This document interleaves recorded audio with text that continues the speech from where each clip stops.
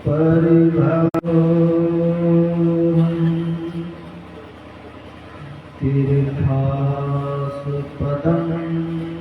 शिवविरञ्जनकं शरण्यं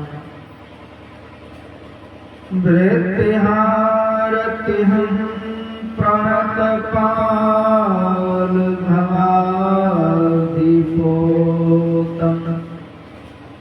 वन्दे महापुरुषते चरणारविन्दम्।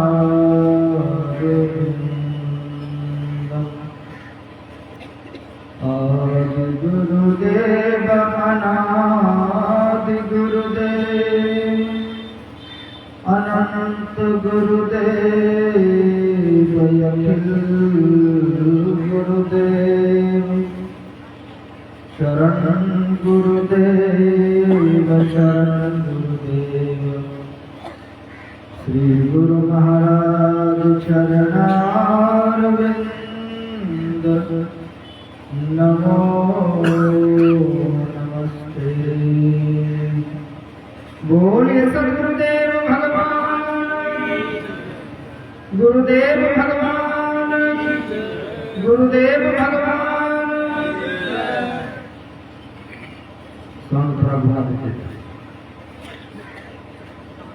अखिल विश्व ब्रह्मांड नायक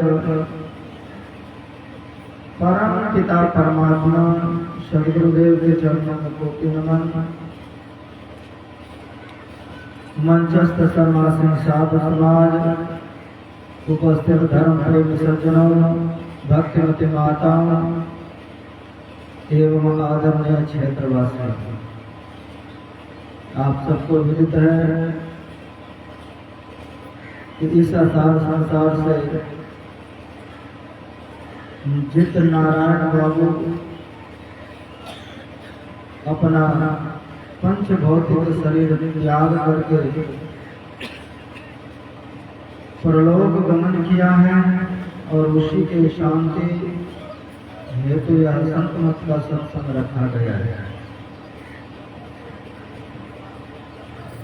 भगवान श्री कृष्ण कहते हैं कि जातस्य ही ध्रुवो मृत्यु ध्रुवं जन्म मृतस्य च। का इस संसार में जिसका भी जन्म हुआ है का उन सब को मरना पड़ेगा। किनका किनका जन्म हुआ है का उस निराकार परमात्मा से जो भी अलग होने का प्रयास किया, जिसको आप अवतारी महापुरुष कहें, ब्रह्मा कहें, विष्णु कहें, शिव कहें, इंद्र कहें, रुद्र कहें, जो भी कहें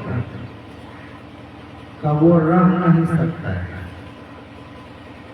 जैसे मिट्टी है, मिट्टी तो वास्तविक रूप है। इस मिट्टी से आप घड़ा बनाए, कि तावा बनाए, कि हंडी बनाए, कि चिलम बनाए, कि गणेश का मूर्ति बनाए, कि शिव का मूर्ति बनाए, जो भी बनेगा मिट्टी से, तो मिट्टी का चीज जो भी कुछ बना है उसको एक दिन मिट्टी में मिलना पड़ेगा, सब दिन रह नहीं सकता है। तो भगवान श्री कृष्ण कहते हैं जातस्य ही ध्रुवो, जो भी जन्म लिया है। कौन कौन जन्म लिया? देवी भागवत में लिखा है कि ब्रह्मा विष्णु रुद्रस्य शक्रादि किल देवता कालो वसगा सर्वे कालो निवृत्ति क्रमः। कहा ब्रह्मा को भी एक दिन मरना पड़ेगा। ब्रह्मा जी की आयु अभी कितने हैं?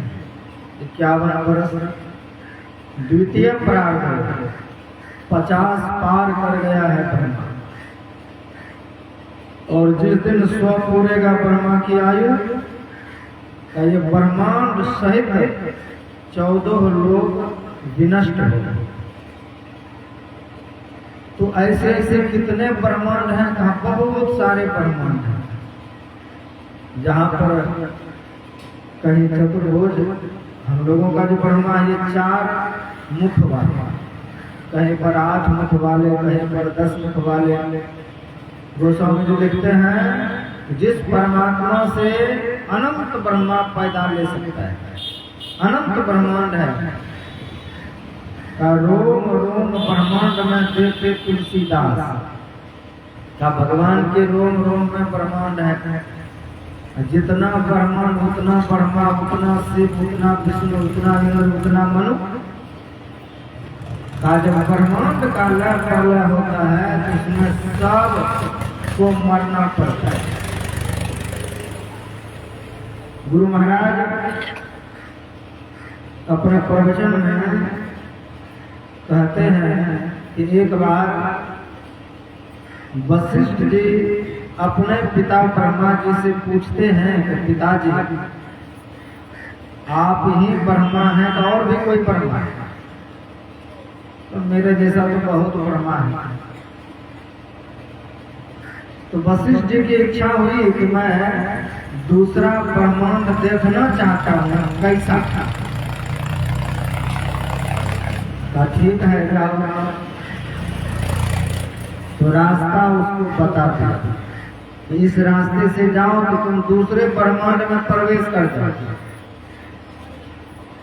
और वशिष्ठ जी जैसे उस ब्रह्मांड में प्रवेश करते हैं तो प्रवेश करते ही एक रोती हुई स्त्री दिखाई।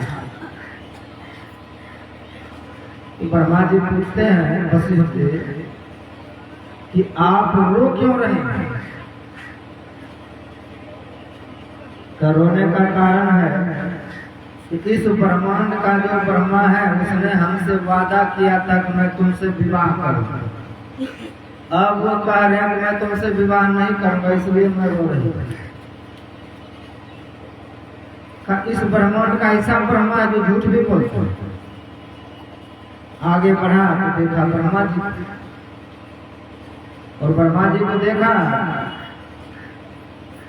तो वशिष्ठ जी कहते हैं कि मैं भी ब्रह्मा का ही बेटा हूँ, लेकिन मेरे पिताजी झूठ नहीं बोलते।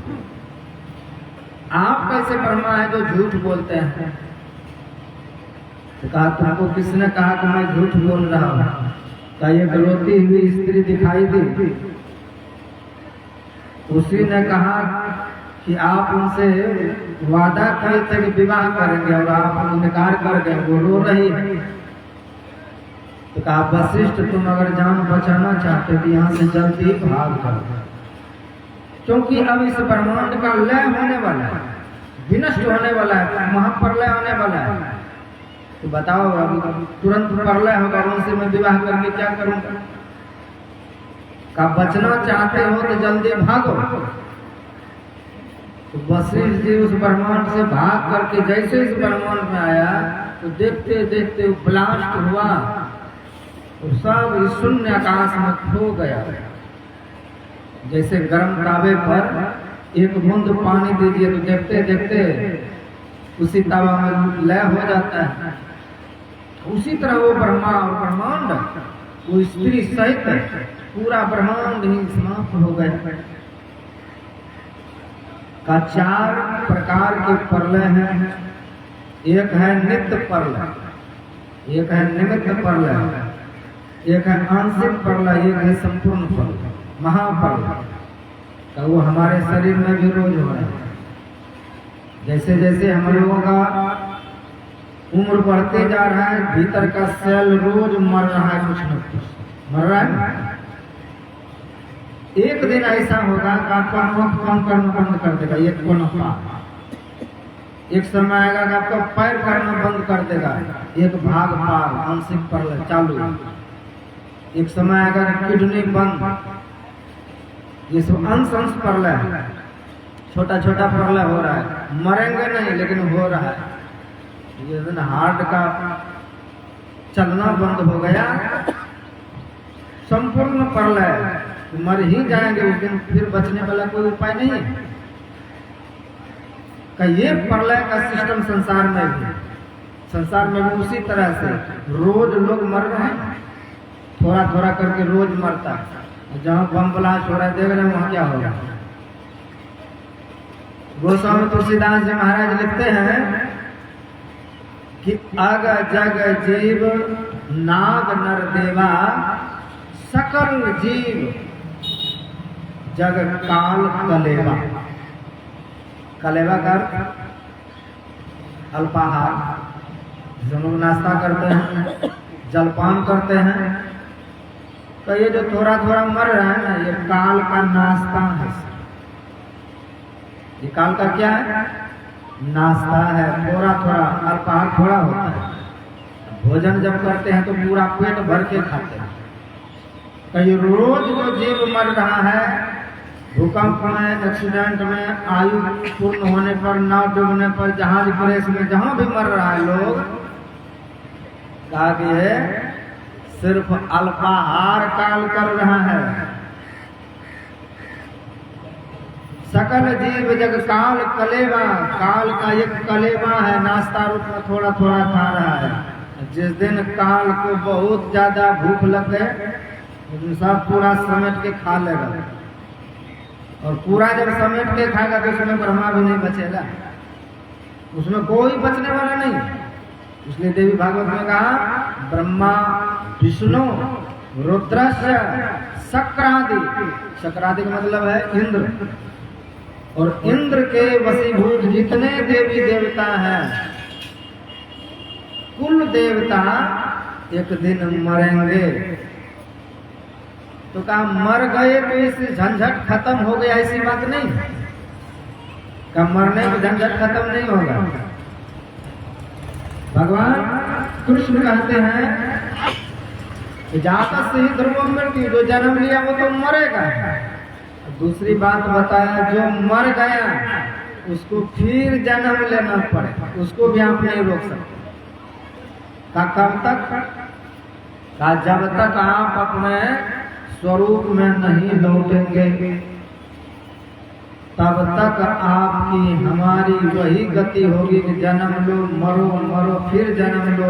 कहाँ जन्म लो? तो 84 लाख योनियां, इन तमाम जगह हम जीवों को भटकना पड़ेगा, मरना पड़ेगा, जन्म लेना पड़ेगा। कितना बार? अनंत बार तो हो चुका है। विश्व पितामह सरसैया पर पड़े हुए हैं, अब मरेगा तब मरेगा, ऐसी स्थिति में थे। पांचों पांडव भगवान श्री कृष्ण जब आए हैं दर्शन के लिए, अंतिम दर्शन, क्योंकि विश्व पितामह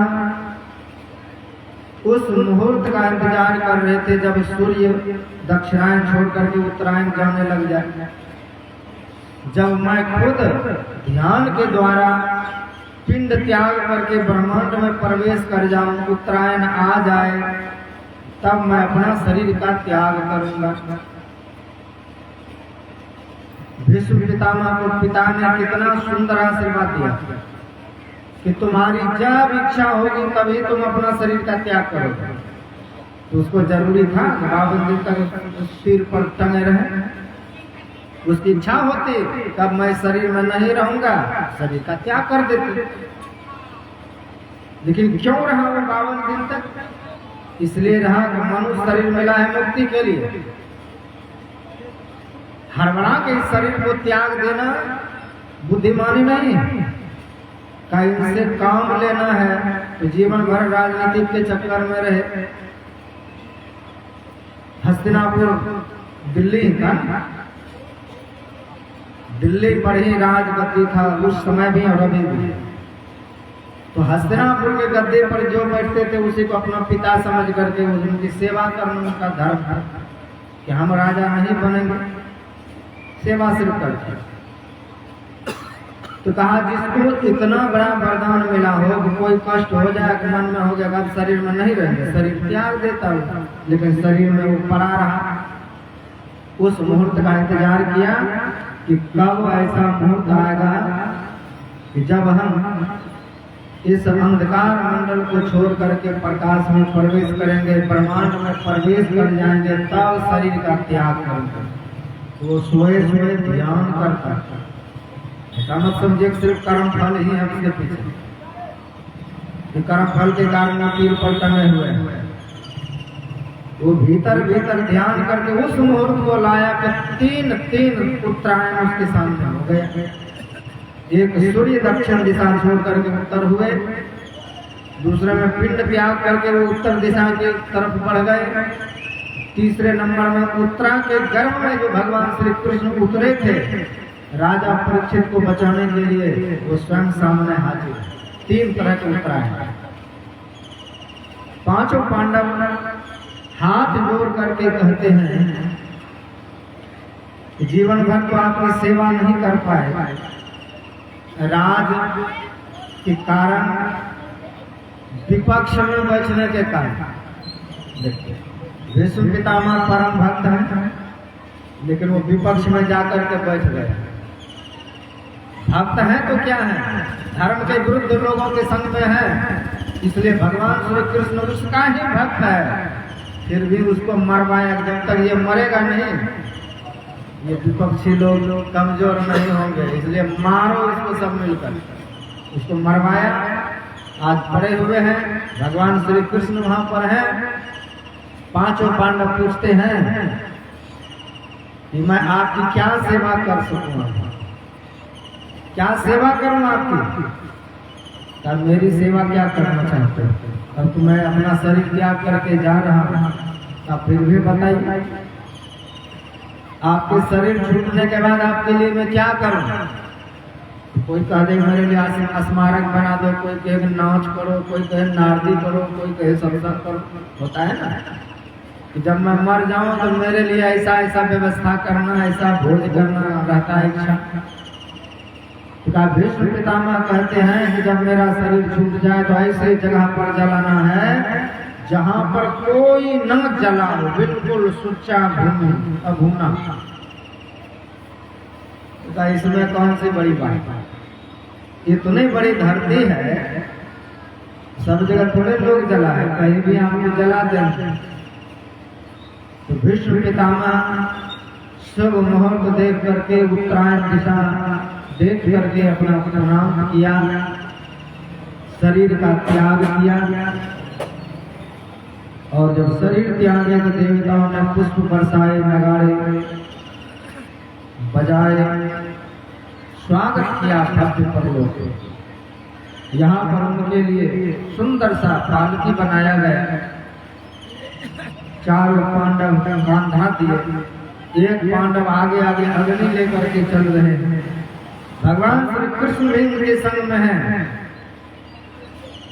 जो इसने अंतिम इच्छा प्रकट की है कि जहाँ कोई न जला हो उस स्थान पर इसको जलाया जाए, ढूंढ रहे हैं उनको कंधे पर लेकर। जहाँ जाते हैं वहीं पर भगवान कहते हैं यहाँ पर तो जला है, पहले यहाँ पर जल चुका है कोई लोग। ये सारी धरती जो है मुर्दों की रात की ढेरी पर बसा हुआ है। अभी कितने लोग हैं संसार में, इनसे तो कितना हजार लाखों लोग तो मर गए हैं, हजार गुना ज्यादा लोग। महाभारत के युद्ध में अभी पूरे विश्व की जनसंख्या कितने, 8 अरब लगभग, 8 अरब में मर भी रहे कितने। तो अब उनसे तो हल्का नहीं होने वाला, इतने लोग कम मरने से, तो उनसे ज्यादा लोग जन्म भी ले रहे हैं। 8 अरब अभी है पूरे विश्व की जनसंख्या। उस समय 1 अरब 66,20,000 लोग महाभारत के युद्ध में मर गए। 1 अरब कितना होता है? अभी भारत की जनसंख्या कितने है?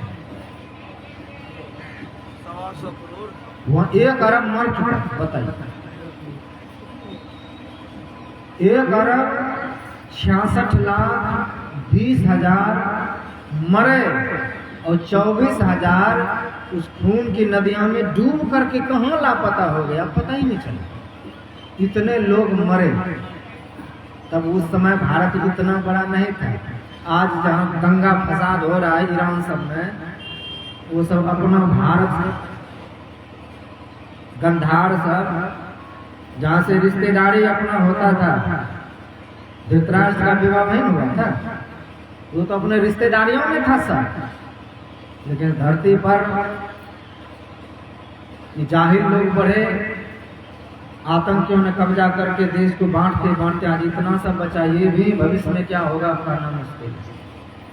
तो जैसे जैसे कीड़े बढ़ेंगे वैसे वैसे देश टूटेगा, तो टूटता जा रहा है। तब एक दावा करने वाले नहीं होंगे इस टुकड़ों पे कि हमको देश अलग करो। 3-4 लोग होंगे कि हमको ये चाहिए, हमको ये चाहिए। फिर भारत का क्या होगा? भारत नाम का चीज किधर दिखेगा? पंजाब वाले कहेंगे हमको खालिस्तान चाहिए, दक्षिण भारत वाले चाहेंगे हमको वो चाहिए, बीच वाले चाहेंगे वो चाहिए। तो ये हो कर के रहेगा। जब प्रलय का समय नजदीक आता जाएगा, इस धरती पर इतने कुछ होंगे, शुरू है, प्रारंभ है वह चीज। लोग एक एक पैसे इकट्ठा करके महल मकान बनाते हैं, एक बार बन गिरा और सुहाना। ये सब जो काम हो रहा है प्रलय को नजदीक करने के लिए। धरती पर उत्पात होगा तो धरती भी जगमग करेगी, भूकंप होगा, और जहाँ जहाँ ये काम हो रहा है अन्न कम उपजेगा, लोग भूखे मरेंगे, तो बहुत कुछ होंगे अभी, और वह हो रहा है। हमारा धर्मशास्त्र कहता है उस संकट की घड़ी में सिर्फ वही बचेगा जो भगवान का भक्त है। वह समय आएगा बहुत जल्दी कि सिर्फ भगवान का भक्त ही बचेगा, क्योंकि भगवान जब जब अवतार लिए हैं तो अपने भक्तों को बचाए हैं और दुष्टों को संहार किया है। देख लीजिए, भगवान राम आए तो उसने कौन सा काम किया? जो जो दुष्ट थे चुन चुन करके उसको काट दिया, मार दिया। अपने भक्त विभीषण को वहां का राजा बना दिया, सुग्रीव को राजा बना दिया, सब जगह अपने भक्तों को उसने राजा बनाया, और 11,000 वर्ष तक धरती पर राज भी किया, पूरा सुचारू रूप से पूरे धरती पर। कैसा? एक छत, मतलब पूरे पृथ्वी पर राम जी ने राज किया, पूरे पृथ्वी पर उसका तार जुड़ा था। एक छत्र, यानी सप्त समुद्र प्रयत्न जहां तक भूमि है का वहां पर राज किया है राम जी ने, और वहां तक सनातन ही थी सिर्फ, बाकी कृष्ण थे नहीं। भगवान कृष्ण आए तो उसने क्या किया? उसने भी यही किया। इस धरती पर राम जी ने तो कम ही किया, क्योंकि एक रावण लाखों करोड़ों आतताइयों का बल उसमें अकेला, और रावण इस धरती से लेकर के पूरा ब्रह्मलोक तक उनका शासन चलता है। इतना ही नहीं, ब्रह्मा जी 4 वेद लेकर के आते थे पढ़ाने के लिए। ब्रह्मा का वो विद्यार्थी था, साधारण नहीं था रावण। भगवान शिव पूजा करवाने आते थे कि रावण मेरी पूजा कर लो, ऐसा था विचित्र रावण। तो उनको मारा। भगवान कृष्ण ने पूरे धरती के असुरों को चुन चुन करके सबको मारता था। इधर पूर्वी भाग में जितने असुर, जितने आसुरी संपदा वाले लोग थे, जितने मांसाहारी, शराबी और उस तरह के तामसिक प्रवृत्ति के लोग थे, जरासंध। जरासंध कौन था? कंस का ससुर था ना, उन्हीं की 2 बेटियों से कंस का विवाह हुआ। जब कंस को मार दिया भगवान कृष्ण ने तो उस पर चढ़ाई किया। चढ़ाई किया तो भगवान ने सोचा एक एक को हम कहाँ चुनने के लिए जाएंगे, तो जरासंध को छोड़ दिया, जितना सेना हो सबको संहार कर। फिर वो आए इधर बिहार के तरफ, पूरा प्रांत में चुन चुन करके उन आतंकियों को, गुंडों को इकट्ठा कर लिया, फिर जाके चढ़ाई करे। तो भगवान वही करे, जरासंध को छोड़ दिया, सबको मार दिया। तो 17 बार ऐसे किया। 17 बार इधर से जितने आसुरी प्रवृत्ति वाले लोग थे सब चुन करके गए, और भगवान ने सबका संहार कर दे और अंत में अकेला छोड़ दे। इधर भी साफ किया, उधर भी साफ किया। महाभारत में तो उतना मरे ही। उसके बावजूद समझिए कितना सेना का संहार हुआ।